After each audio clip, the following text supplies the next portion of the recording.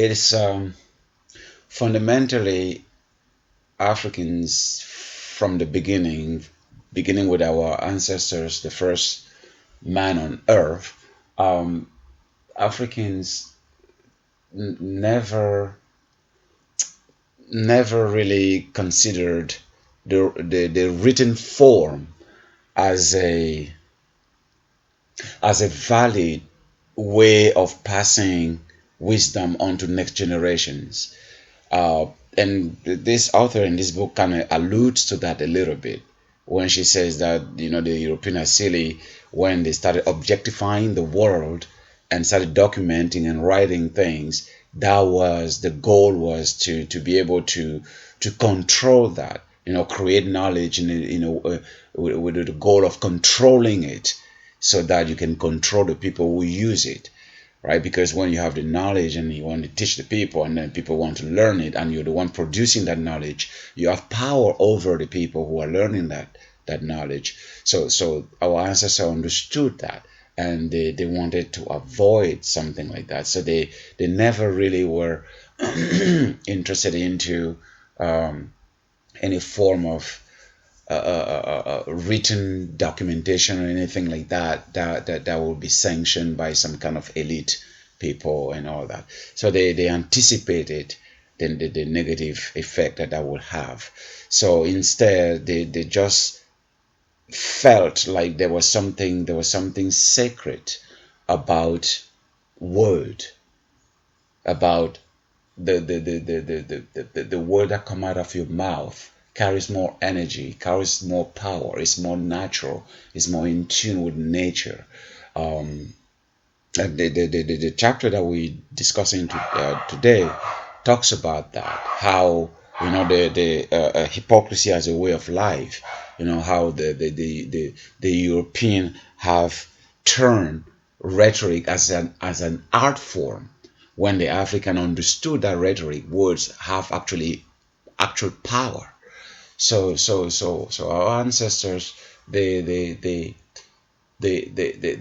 focus more onto that form of transmitting knowledge, and they were very good at, and that's what they did throughout their existence, observing things around them, because for knowledge purposes and also for practical purposes, because our ancestors in Egypt depended on agriculture, and they needed to make sure that they would not go into famine and be hungry and all that, and because the region was very unpredictable in terms of the season and the rains and the things like that.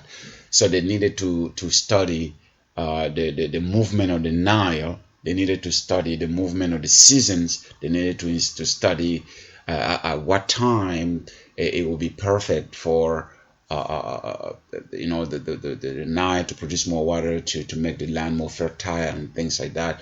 So they started paying attention, to things like that, the seasons, the rivers, the plants, the stars, how all of those things contributed to their understanding of themselves and to their understanding of their lifestyle. So it became an encompassing way of life, learning about the things around them, learning about the things above and beyond them, and at the end they realized that the reality that was in the cosmos, whether you take the plants, the water, the animals, the bird, the energy, the sky, the star, whatever you take, they realized that all of that was miniaturized into a human being, that the human being, a person, was a miniature form of the cosmos or the universe, because we're all made up of the atom, and they already knew it before the birth of science. Now when you fast forward, and science today tells you that human bodies, that actually the Big Bang, not believing in God and all that, they say when the stars started exploding, exploding and dying, and then when they explode, they create life. The result of the explosion is the birth of life of some form, because our bodies, we're all atoms. So, and atoms is what constitute the universe. So in a way, the Egyptian came with the as above, so below. All the things that we see are actually manifestation of our own selves. And when you fast forward to the Christian teaching, when Jesus told to his apostle and people who follow him, why are you looking up in the sky like God is somewhere there? Why are you looking for the kingdom of heaven somewhere where it doesn't exist? The kingdom of heaven is within you. So Jesus was dropping knowledge there to help people understand that whole thing that we're dealing with, that whole cosmos, universe, and everything, and all the things that we see are actually a projection of our own being. We're a manifestation of those things. And our ancestors understood that, and they held that as sacred. So, but because they needed to understand how that operates, they developed a system of communication for their own understanding of that. So they develop a language, the hieroglyphics. They develop a language to document the things that they were observing in a way that they can talk about it, they can research it more, they can understand what it is. And that's why if you take a look at the hieroglyphics, you will see it's not like your common everyday language. It is a very symbolic language. And that is the African culture. Because we now say African cultures with S, but it's actually an African culture. The understanding that conversation, communication, and all these things are symbolic. So hieroglyphics now have, you will see an old man holding a stick. It is a symbol of something. So you need to be initiated to be able to read that. You see a river. It has a meaning. And you need to be initiated to understand. The uninitiated person will just see a river. They draw. Our ancestors would draw, like something like this, like a river, like some wave like this. So, and it's just because my hieroglyphic books is a little far up there. I could have taken it and showed it to you. So, but you can pull out any hieroglyphics writing. You will see that it's only drawings. It's only drawings. It's a whole language based on drawings. A man with the head of an animal. Who would think of something like this? In the current European rational way, that would be crazy.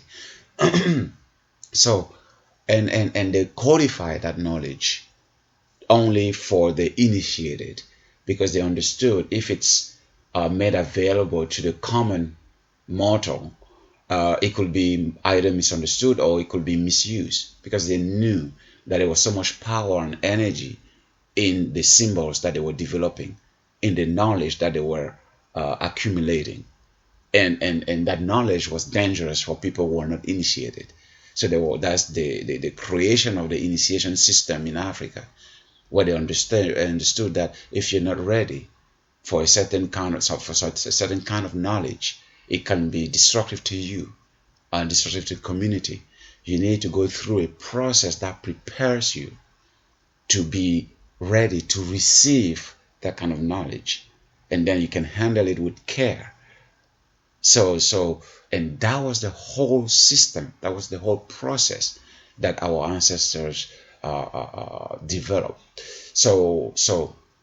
And then they were passing that now, those scholars who studied these things, the universe, the stars, and all that, and developed that language, codifying it into the hieroglyphics and all that, are now the ones that either became those priests or initiated people who were more enlightened in the community and more suited to heal community. So they trained them in understanding those symbols and what those symbols represent. and the power behind those symbols, and how the kind of plants, the kind of trees, the kind of earth and anything that what are the properties of those things and how they can be used to heal human beings, because those things are part of human beings. So we, as member of this cosmos, have the medicine within this cosmos to heal our own being when we're ill, no matter what kind of illness. So, but you needed to understand what you needed to find and use, and how to use it to heal, because it was twofold. It was negative and positive. So you needed to know the proper way of using it. And then the European understood, were aware of that, because they had their own culture in Greece, but they were aware of that kind of knowledge that was far more advanced than theirs. That's why most of them came to study in the libraries in Egypt under the Egyptian priests who were black. They came to study because they understood that the knowledge and civilization in Egypt was more advanced than theirs. So, and then when they studied that, they then decided to misuse that knowledge, and when they went back, they combined that knowledge that they used in Egypt plus their own knowledge in Greece there, and now developed their own understanding of life, their own philosophy, their own medicine and things like that, based on the formula that they stole basically from the education in Egypt. So that's that's a little bit the way those things developed. And the sad part of it is, who is teaching us the hieroglyphics today? The European. Most hieroglyphic books are written by Europeans and decoded by Europeans when it was not meant for them. So, and now most of them, the scholars say, there has never been any civilization outside of the European civilization in the world. I've read so many things now that written by European who say that. So never ever acknowledge that there was a more powerful and more advanced civilization before they even started what they call in civilization today. So, and then when they say, what about the pre-pharaonic Egypt? It was black people there. They say no, they were brown people. It was the mixture with brown people from the Middle East and Asia that developed that civilization and culture in Egypt, right? Because they just cannot bring themselves to think that black people have once developed a civilization knowledge. So they cannot just so and that's the conversation that is happening. Yeah.